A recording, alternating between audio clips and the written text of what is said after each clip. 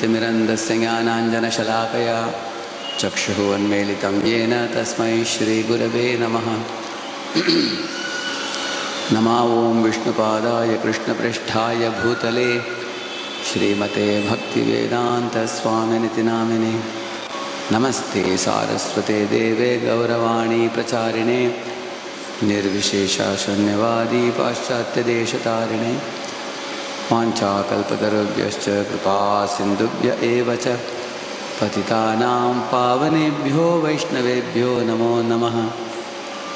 Jai Shri Krishna Chaitanya Prabhu Nityanand Shri Advaita Gadadhar श्रीवासादि Gaur भक्तवृंद। Hare Krishna Krishna Krishna Hare Hare, Hare Ram Ram Ram Hare Hare. So when I heard Vedanta Prabhu saying towards the end, interesting thing, it is something that practically happened in one of the conversations of His Divine Grace, Bhakti Siddhanta Saraswati Thakur. He was telling one disciple that initially a preacher wants to deliver the whole world, and then seeing that the living entities are not cooperating, then he thinks, let me develop my country at least. Then he thinks, let me at least deliver, people who speak my language, my own state. And then finally one thinks, at least let me deliver my relatives and friends, blood relatives. Finally, not seeing much change in others, one thinks, first let me deliver myself. And then he said, if you focus on yourself and try to lead a pure life and delivering yourself, then you will have a big impact on the whole world. So, very amazingly, Vedanta Chaitanya Prabhu spoke what was actually told by Srila Bhakti Saraswati Thakur. Sometimes in our parampara line, even if you have not come across that, still imperceptibly you say the same thing because you are aligned with the parampara, It's very amazing. For me, Prabhupada's books are very special, but Prabhupada's life itself is like a book. Because just as you flip through the pages of the book and you learn something interesting, nice, similarly if you look at his life and his speeches and his dealings and his encounters and his challenges that he accepted in life and his ecstasies, simply by going through this, you can learn so many lessons. So in the Srimad Bhagavatam it is said, not only should we glorify Krishna, we should equally glorify his pure devotees also. Pure devotees deserve to be glorified like that. Shrutasya pumsam suchira shramasya nanmanjasa suribiriditortha tat gunanu shravanam mukunda padaravindam hridayeshu yesham. This verse says, the Nityasuris are the eternal associates of the Lord, like Acharyas, like Sri Prabhupada. They also carry very sublime qualities due to their association with the Supreme Lord very intimately. So, if we can observe those qualities and admire them in our heart, adore them, worship them, then we will develop such a deep respect for them that we will be able to take their instructions on our head and follow it all our life. And that is the purpose of days like today, Vyas Puja Day, when we hear from various devotees about the glories of the Acharya. So our affection and respect for the Acharya can be increased, and that can actually become a guiding light for us in our entire life. So I can think of some of the encounters and exchanges Prabhupada had during his visit to South India. Once when Prabhupada came here, almost he must have stayed 3 or 4 days. At that time there was a very heavy drought, famine everywhere. You might have heard some farmers even committed suicide in those days, not getting even a drop of water. So when Prabhupada did lecturing and kirtan very vibrantly, and then there was a heavy rains. It came in the papers that the Swamiji has brought rains to Andhra Pradesh. And the matter was taken to Prabhupada and shown. Prabhupada said, yes, it is true. Yajnat bhavati parjanyo. When you do yajna, then the rains come. So, you will be surprised to know, recently in our ICC forum, ICC forum is a forum of temple presidents all across India. They had given one Indian map and shown how much percentage of a particular region are vegetarians. So the first rank went in India to Rajasthan, which is 72% vegetarians. And then the second rank went to Madhya Pradesh, 52%. Third rank went to Uttar Pradesh, 47%. Then fourth rank went to Gujarat. There also it was somewhat like 38% or something. So they had put percentages everywhere. So here in Andhra Pradesh, the vegetarians are only 1.2%. Which means it's 98.7% non-vegetarians. Please don't think I'm humiliating Andhra Pradesh. I am from Tamil Nadu. Tamil Nadu also got only 2%. 2% vegetarians, 98% non-vegetarians. Why will there not be famine? Think about it in a place like that. So, because there is so much of violence to the poor, innocent creatures, so we have such a big responsibility on our heads. Unless we vigorously preach and bring about the awareness, people are not going to change. Like, in one of the recent gatherings in Mayapur, there were like 500 students. I asked them, how many of you were non-vegetarians before? More than 350, 380 people raised their hands. And how many of you have given up non-veg now? Again, they all raised their hands. Okay, how many of you promised me that till your last breath you will not touch non-vegetarian? Again, all of them raised their hands. Now they have developed a conviction after reading Prabhupada's books and attending programs and everything that we should not unnecessarily kill our younger brothers or innocent animals. We just have to preach to people. Because if we don't preach, people don't even know. Many of the boys told me, Prabhu, we never knew it's wrong. We were just eating meat, we were not aware.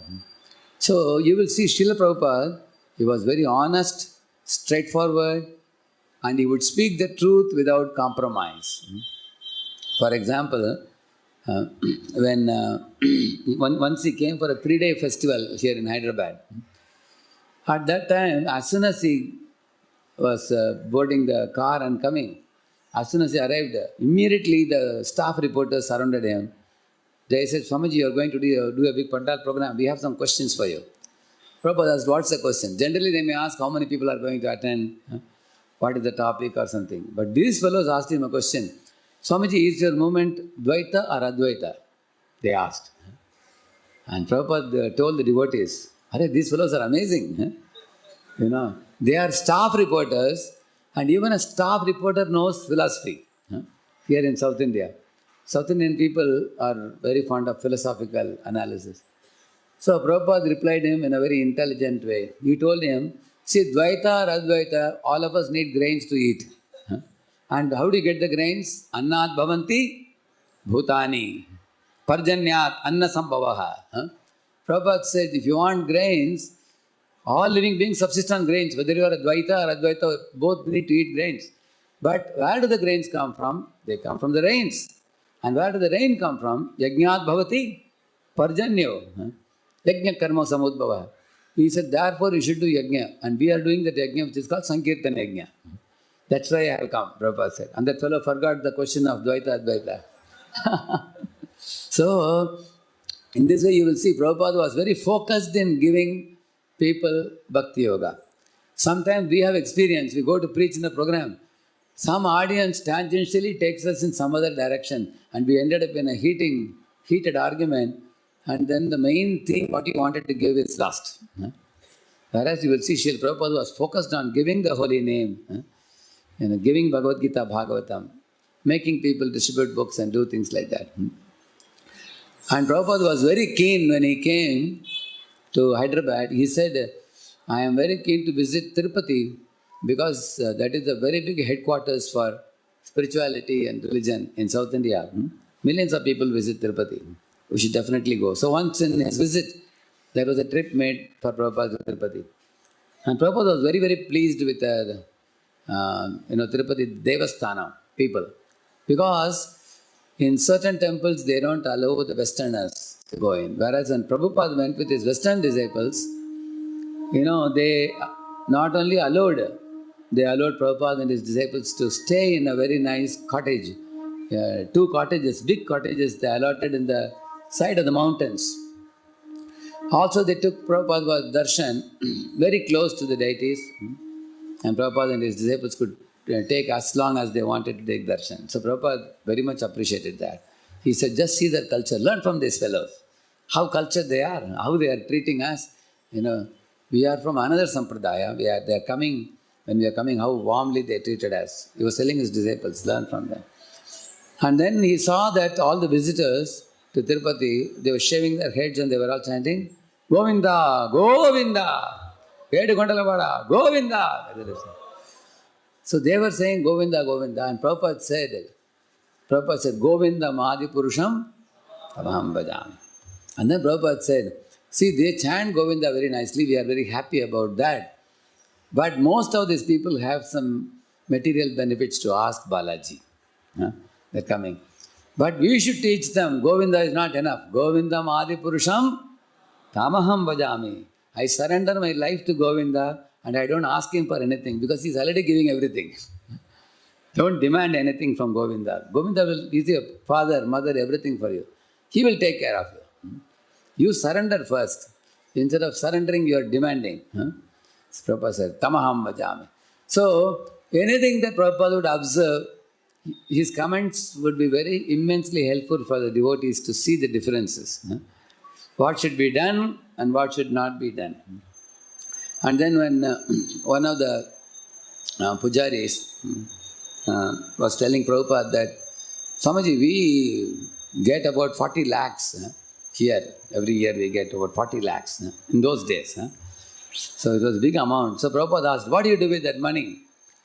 They said, we are mostly using it for renovation purposes, beautifying our area and also renovation.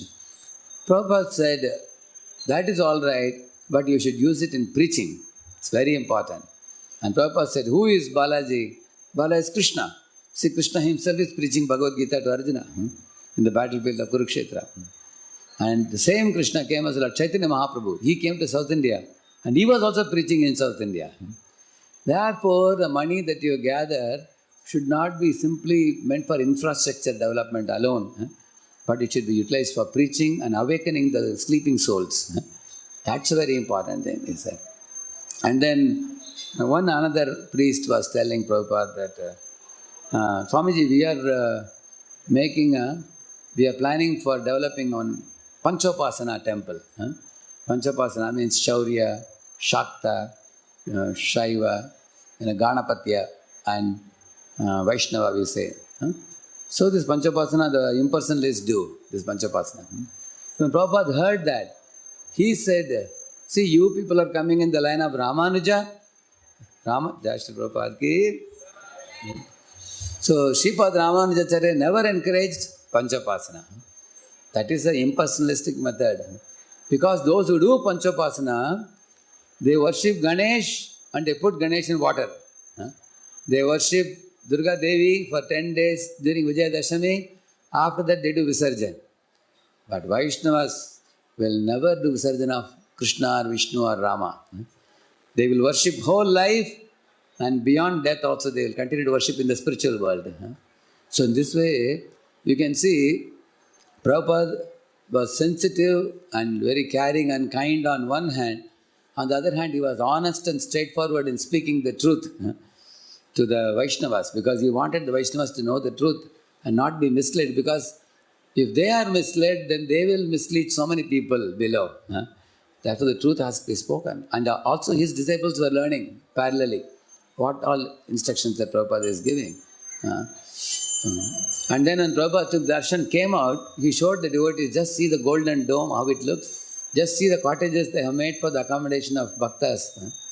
And look at the Devasthana management. How superb management they are doing in such a vast area. He told the devotees, tomorrow ISKCON should develop temples like this, he said, where everything is nicely managed, nice accommodation, nice prasad, nice darshan visit.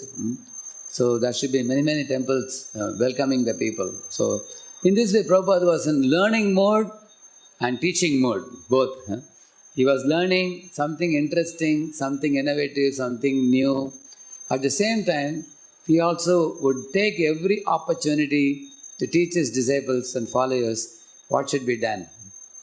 So when he came here to Hyderabad, in the 3-day program, after it got over, he was inviting all his initiated disciples. They were sitting in a small room and they were planning to talk about the festival, what happened and how things went. So there was one small boy, teenage boy. He was attending the program. He was around in those 3 days. So he would stay overnight. So next day morning when he came, he sat right in the front near Prabhupada. And Prabhupada showed him the door. He said, you can go there, he said. Then after the boy went, he called the sannyasi and told her, see, young boys like this should be engaged in washing the pots, he said. Because if somebody is ready to wash the pots regularly without even asking a cross question, he is the person who is going to stay for life.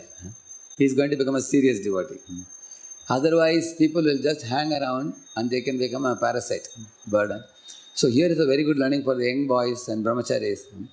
If a brahmachari or a young boy is lazy for physical service, so according to Prabhupada, they will only become a burden in the society.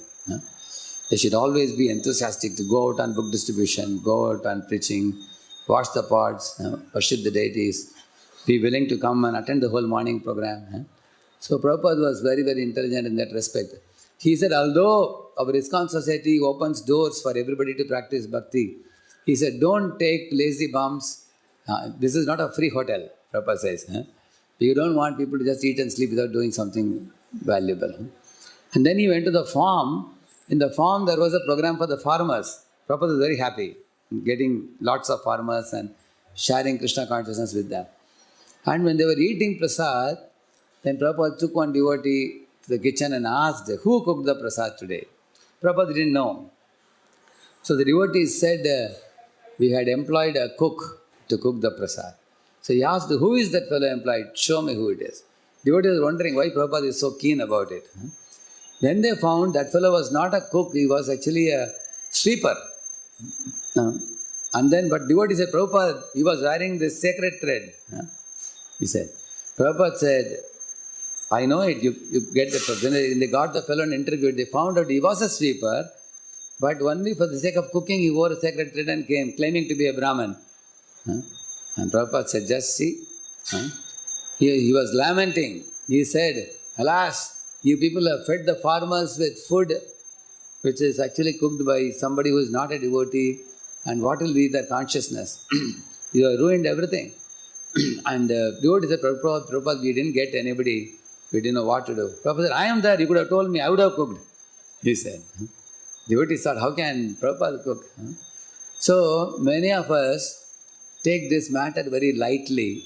We think that, we can sometimes, if we get some food outside, we can just chant Hare Krishna and take it, or we just pray to Krishna, please tolerate me today. I have no other food, I can accept it. Or I can go to a Jain hotel and then just eat rice and dahi or something like that. Whenever any of our students want Kantimala, I will always ask them, do you know to cook? If they say, I don't know cooking, I will say, I cannot give you. Why? Because tomorrow you may have to travel outdoor 1 week or 3 days, 4 days. Everybody should know cooking. You should personally cook with your own hand, offer it to Krishna and then take it. Otherwise, you should have a devotee with you who can cook. We cannot eat outside. So those people, devotees who are eating outside, their consciousness will become materially contaminated. Vishayira anna kaila malina haya man. Like the Chaitanya Charitamrita says. Your mind will become malin, impure, putrefied if you are eating outside. So Prabhupada was very angry and heavy at that time. So he corrected the devotees. So we can see in every step, Prabhupada has something valuable to teach us. Here he is teaching about consciousness that goes into the food. And he was teaching that young boy the need for hard work. This is not a movement where people can just come to relax and sleep. It's not a sleeping moment, it is a movement, which means everybody should be moving. It's not a stagnant ment, it's a moving ment. So Prabhupada wanted us to work hard and expand the movement. And I told you, for your information, that just 1.25% of Andhra and Telangana is vegetarian. Such a tiny number. So let ISKCON's preaching in Hyderabad bring about a great difference, because Hyderabad is actually 1 crore people, isn't it? It's 1 crore people in Hyderabad, and Hyderabad is cities like Hyderabad and Vijayawada, they are very prominent in Telangana and Andhra, correct, no?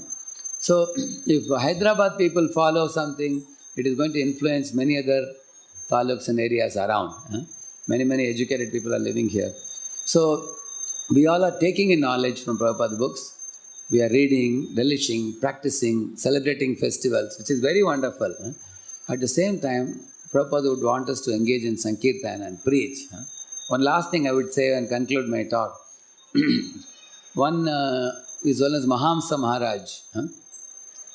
This Maharaj, in those days, he got one bullock cart and arranged for some devotees to be put in bullock cart and arranged for books to be distributed and place to place, travel around, and the bullock cart would go up to Mayapur, from Hyderabad to Mayapur. That was the plan. So he was arranging for that book distribution and preaching through that.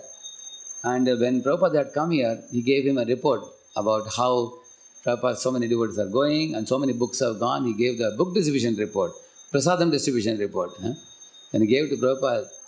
And also he told Prabhupada that these devotees are so renounced, Prabhupada, that every day they sleep under different trees.